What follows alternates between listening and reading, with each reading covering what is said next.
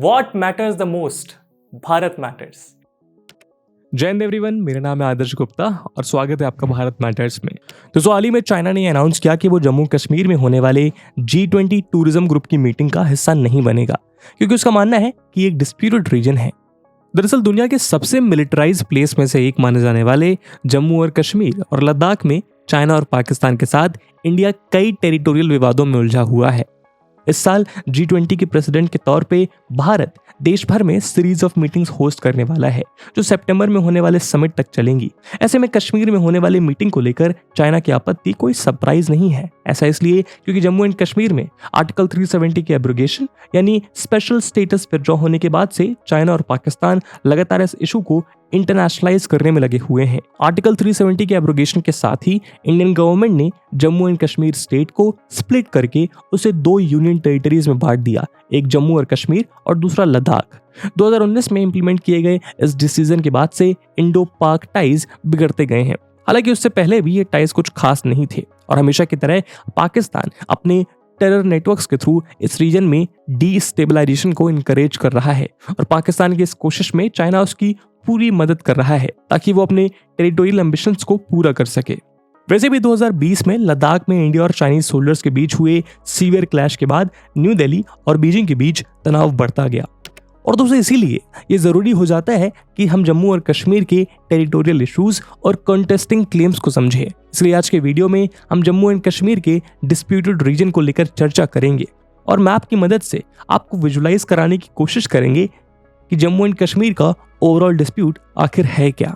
ये video UPSC prelims और mains के जीएस पेपर 2 और जीएस पेपर 3 के लिहाज से काफी इंपॉर्टेंट हो सकता है। इसके बारे में हम वीडियो के अंत में और भी बात करेंगे, पर फिलहाल के लिए अपने डिस्कशन को हम आगे बढ़ाते हैं। दोस्तों कश्मीर का ये हिमालयन रीजन इंडिया और पाकिस्तान के बीच 6 दशक से ज्यादा एक फ्लैश पॉइंट बना हुआ है। 1947 में इंडिया के पार्टीशन के बाद ये दोनों पड़ोसी मुल्क इस रीजन को लेकर 3 वॉर्स में एक दूसरे से लड़े। 1947-48 का इंडो पाक वॉर, 1965 का सेकंड कश्मीर वॉर और 1999 का कारगिल वॉर।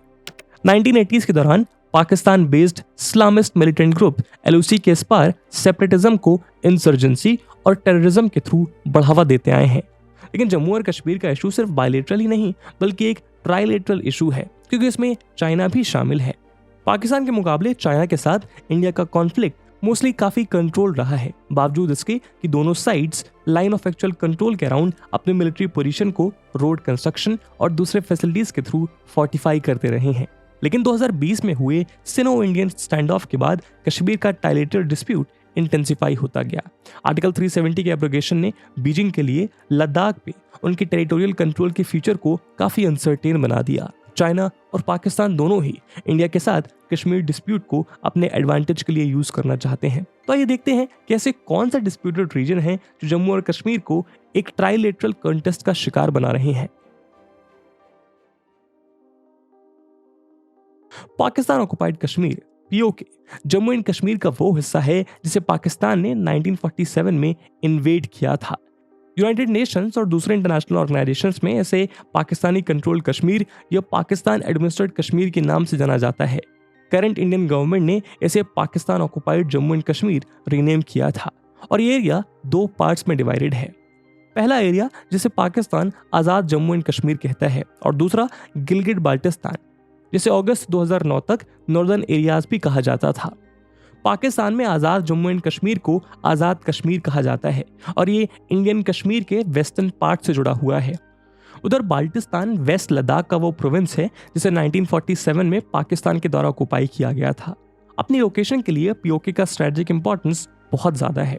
वो कई कंट्रीज के साथ अपने बॉर्डर शेयर करता है, जैसे वेस्ट में पाकिस्तान का पंजाब, नॉर्थ वेस्ट में फ्रंटियर प्रोविंसेस यानी खैबर पख्तूनख्वा, नॉर्थ वेस्ट में अफगानिस्तान का वाखान कॉरिडोर और नॉर्थ में चाइना का शिनजियांग प्रोविंस।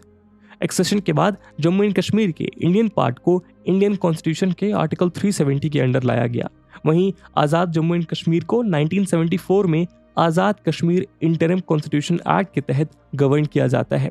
वैसे तो AJK का एक प्रेसिडेंट, प्राइम मिनिस्टर और काउंसिल है, लेकिन उसका गवर्नेंस स्ट्रक्चर काफी कमजोर है और वो हर छोटे बड़े इशू के लिए पाकिस्तानी एस्टैब्लिशमेंट पे डिपेंडेंट है। दोस्तों जिस तरह पाकिस्तान के साथ पीओके एक मेजर डिस्प्यूट का कारण है, वैसे ही चाइना के साथ इस रीजन में अक्साई चिन्ह सबसे बड़ा मामला है। अक्साई चिन्ह का रीजन चाइना, पाकिस्तान और इंडिया के जंक्शन पे लोकेटेड है। भारत का यह अभिन्न हिस्सा फिलहाल चाइना के एडमिनिस्ट्रेशन में है और इंडो चाइना बॉर्डर डिस्प्यूट का एक सिग्निफिकेंट फैक्टर है।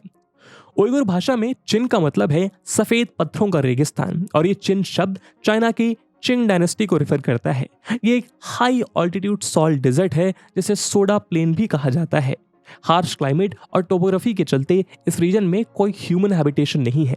ज्योग्राफिकली ये तिब्बन प्लेटू और चांगतांग का हिस्सा है और हिस्टोरिकली ये लद्दाख के हिमालयन किंगडम का पार्ट हुआ करता था। बाद में ये कश्मीर का हिस्सा बना जब 19th सेंचुरी में लद्दाख को एनेक्स कर लिया गया। इस रीजन का करंट डिस्प्यूटेड स्टेटस इंडिया और चाइना की शुरुआती डिस्प्यूट तक ट्रेस किया जा सकता है। 1962 सिनो इंडिया वॉर का मेन कॉज था चाइना द्वारा बनाई गई एक सड़क जो इंडिया के मुताबिक उसकी सोवरेनिटी का वायलेशन था। तिब्बत और शिनजियांग को कनेक्ट करने वाला चाइना का नेशनल हाईवे 219 शिनजियांग होते हुए जाता है, जिसके कारण ये एरिया चाइना के लिए बेहद सिग्निफिकेंट है। वैसे तो दोनों साइड से एलएसी को रिस्पेक्ट करने का डिसीजन लिया था, लेकिन बावजूद इसके एक्चुअल हॉस्टिलिटीज को अवॉइड नहीं किया जा सका। इनफैक्ट पाकिस्तान भी इस रीजन को क्लेम करता है।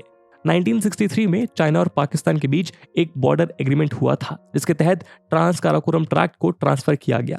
1987 के दूसरे बॉर्डर एग्रीमेंट ये सजेस्ट करते हैं कि पाकिस्तान इन एरियाज को अभी भी अपना क्लेम करता है। हालांकि अब तक किसी भी पाकिस्तानी गवर्नमेंट ने इस रीजन को ऑफिशियली क्लेम नहीं किया। इनफैक्ट पाकिस्तान चाइना द्वारा कंट्रोल्ड इस रीजन को अपनी सहमति दे चुका है।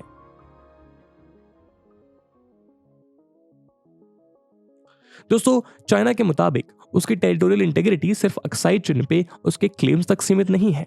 ऐसे कई एरियाज हैं जो इलीगली पाकिस्तान द्वारा चाइना को 1963 में सौंप दिए गए थे। ये एरियाज ट्रांस काराकोरम ट्रैक्ट का हिस्सा हैं, जिसे सक्शगम ट्रैक्ट के नाम से भी जाना जाता है।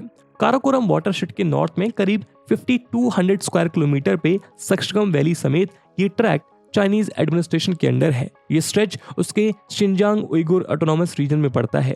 मार्च 2, 1963 में पाकिस्तान और चाइना के बीच शिनजियांग के साथ कश्मीर की बाउंड्री को लेकर एक एग्रीमेंट साइन किया गया। इस एग्रीमेंट के तहत पाकिस्तान ने 5163 स्क्वायर किलोमीटर का एरिया चाइना को सौंप दिया और बदले में चाइना ने गिलगिट एजेंसी पे पाकिस्तानी सोवरेनिटी को रिकॉग्नाइज कर दिया। चाइना और पाकिस्तानी इंजीनियर्स द्वारा 1970s में जॉइंटली बिल्ड काराकोरम हाईवे इसी एग्रीमेंट का एक नतीजा था। पिछले कुछ सालों से ये वैली सुर्खियों में रही है, जब 2018 में सक्शगम वैली में चाइना के रोड कंस्ट्रक्शन के रिपोर्ट सामने आने लगे। वैसे तो चाइना वॉचर्स के मुताबिक 70 किलोमीटर का ये रोड माउंटेन क्लाइंबिंग और टूरिज्म पर्पसेस के लिए बनाया जा रहा है, लेकिन इंडियन सिक्योरिटी एजेंसीज को इसमें चाइना के दूसरे हिडन एजेंडा नजर आ रहे थे।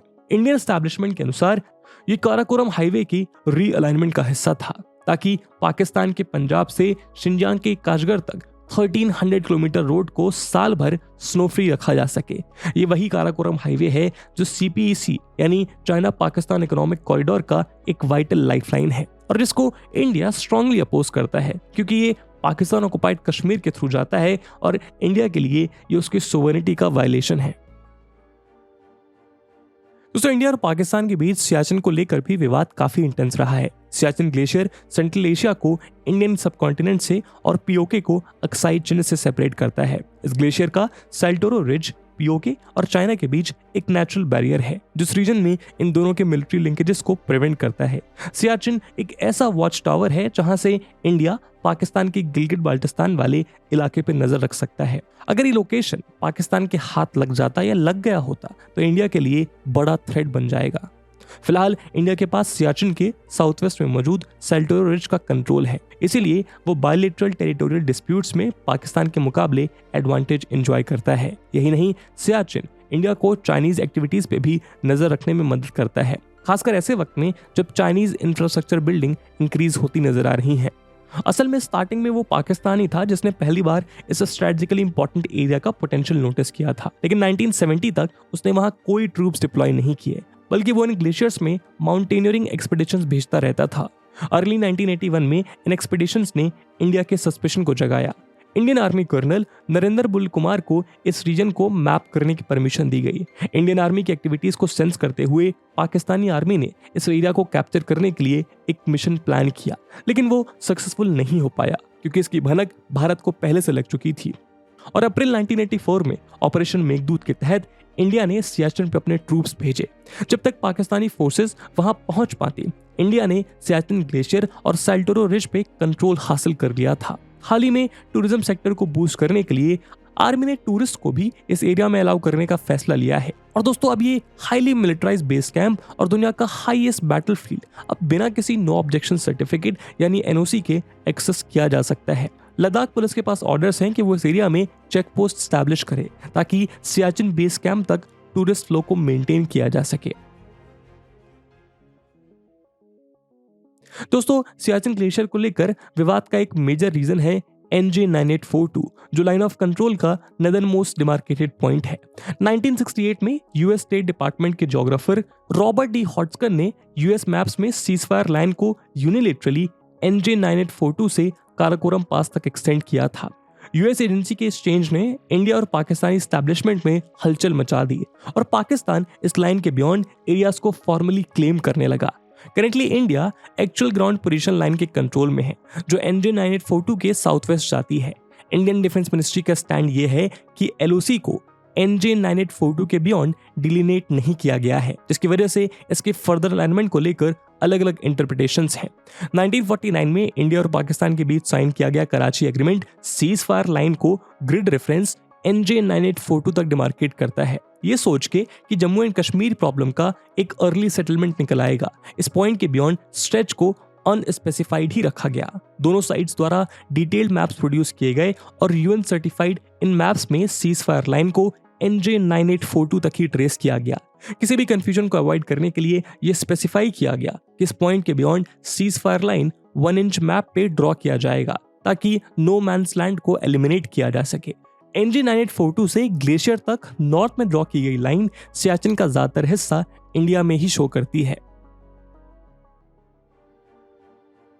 दोस्तों, एक और डिस्प्यूटेड रीजन है जो इन दिनों चर्चा में है और वो है डिप्सांग प्लेन्स।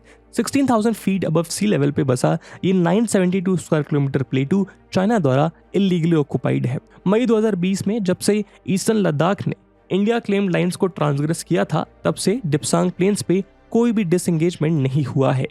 ईस्टर्न लद्दाख के नदर्न पार्ट में लोकेटेड ये plains strategically important traditional camp site और मिलिट्री बेस दौलत बेग ओल्डी के पास है, जहां इंडिया का हाईएस्ट एयर स्ट्रिप भी मौजूद है। ये प्लेन्स इंडिया के सब सेक्टर नॉर्थ SSN के अंडर आते हैं, जिसके एक तरफ सियाचिन ग्लेशियर है और दूसरी तरफ चाइनीज कंट्रोल साइचिन। डिप्सांग प्लेन्स को लेकर टेंशंस 2013 तक ट्रेस किए जा सकते हैं, जब चाइना ने 18 किलोमीटर इंकर्शन किया था। उस समय हुए टॉक्स में इंडिया और चाइना ने एग्री किया था कि वो अपने ओरिजिनल पोजीशंस पे लौट जाएंगे, लेकिन PLA ट्रूप्स कभी LAC के उस पार वापस नहीं गई। वहीं इंडिया ने SSN पे नजर रखने के लिए एक सेपरेट ब्रिगेड बनाई है। हाल ही में ITBP ऑफिशियल्स के मुताबिक डिसएंगेजमेंट के प्रेडिक्शन के तौर पे चाइना डिप्सांग में 15 to 20 किलोमीटर का बफर जोन डिमांड कर रहा है। इंडियन टेरिटरी में इस बफर जोन की मांग को इंडिया ने रिजेक्ट करते हुए 3 से 4 किलोमीटर के एक बफर जोन का ऑल्टरनेटिव चॉइस दी, लेकिन चाइना ये एक्सेप्ट करने को तैयार नहीं है। ऐसे में ये कॉन्फ्लिक्ट अभी भी जारी है। दोस्तों, 1947 से ही कश्मीर एक इंटरनेशनल इशू बना हुआ है। 1957 में VK कृष्णा मेनन ने UN में अपने लॉन्ग स्पीच में ये आर्ग्यू किया था कि इंडिया का लीगल हक है कि वो कश्मीर पे कंप्लीट सोवरेनिटी क्लेम करे, लेकिन बावजूद इसके इंडिया के नेबर्स कश्मीर को लेकर चैलेंजेस खड़े करते आए हैं। वैसे तो बीते कुछ समय से चाइना ने अपने आप को प्रोवोकेटिवली इस डिस्प्यूट में एक थर्ड पार्टी की तरह प्रोजेक्ट किया है, लेकिन सच ये है कि पाकिस्तान अकेला ट्रबल मेकर नहीं है। इन बायलैटरल डिस्प्यूट्स में चाइना अब लीड लेता हुआ दिखाई दे रहा है। पाकिस्तान और चाइना के साथ बढ़ते टेंशंस, डायलॉग की कमी, इंक्रीज मिलिटेंसी का थ्रेट और इंक्रीजिंग एजिटेशंस और प्रोटेस्ट कश्मीर को आने वाले समय में भी डिस्टेबलाइज करके रखेंगे। ऐसे में कश्मीर का ओवरऑल डेवलपमेंट, यहाँ पे सिक्योरिटी इश्यूज को एड्रेस करना और ओवरऑल रीजन की सिक्योरिटी को इनहेंस करना कुछ इंपॉर्टेंट पॉजिटिव स्टेप्स हैं जो रिसेंट पास्ट में लिए गए हैं। हालांकि चुनौतियां अभी भी हैं और इंडियन आर्मी और गवर्नमेंट किस तरह से इन चैलेंजेस को एड्रेस करती हैं, ये देखना दिलचस्प होगा।